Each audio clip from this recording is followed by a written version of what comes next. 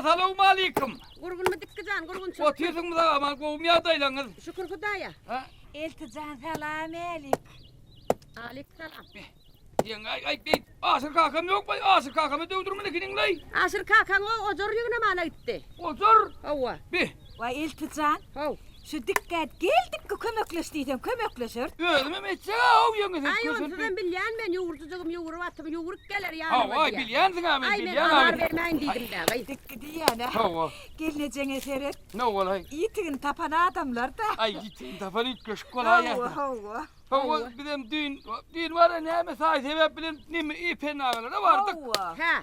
Hav onu da asır kakamı ne senin bark kaydını kinine. Hava. Hava. Hav tübülem şey yittiğini valla Ay böyle. benim şu yitirmedi gözlerdik taptık yana bir de. Ay tübülem de böyle ayıttır. Tamam. Vay ne diyorsun? Ayıttı mı Hava tapanlar? ay bolup dur. Benim onu. Şu atam Neme? değil de. Hava. Her Kaynatamam. kimin özüne düşünce pay, her kimin özüne nesibesin nilen de. Hava, hava. Her kimin Hava öz benim pay. kem şu cücürdana ne hivetse boldu her kim Ay ne cizir. Sen bu ara ne nesip bu da bizim oğlumu da. Her kimin özüne bu nesile doğamet gidip oturma la. Onun İltican diyene. Ha. Nereden taptınız onu? Ay olavadan. Ve ola döken mal. Olavadan taptık özel olavada. Ve biz atamın yükünü yerimizde duruyor görünemen o. Hava. Ola vakit ne koydu kanı. Olavada ol.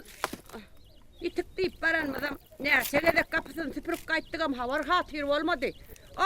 Bizim ovamızdan göçüp giden hayt baylar tanıyan mı? Hava. Ay itimi soyor da kenna bizim.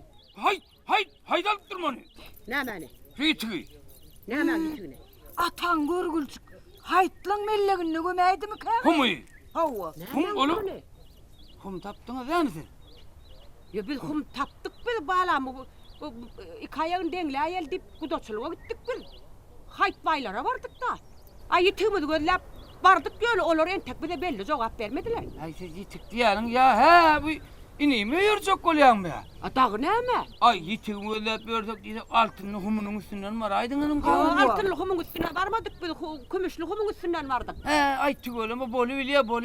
On kaydının korpa kaydının adı Ayşuluğum diyene keller govurup asla adı kümüşe kenon. He tügölüm ya onun bir bellediniz bir toyunuz ne emesiniz ya. Ay belledik diyten mol ya. Ha. Ayttık bizine şun ya liyek oğlumuz hanım dünya malımız şu oğlumuza kalar deyip olur enti belli cevaba vermediler ya. Kendisi şu dokunmuluğunu da çok abalı bilmedin mi sorarsan. Yok cevap. Be sen Alman kaydın bunun kim çok abalar kara yenge. Vay alarla İltican Ay ne man? yengem bu da beyle boşa koymadılar. Hava. Yengem kan çay kaynatacak mı ya yürü taşını aylak gidip oturdun ha. Yok kaynatsa entek bu. Ya gömyen mi onu? Ağan gelyansa govadık gömsen tiyin kaynaya da. Ha.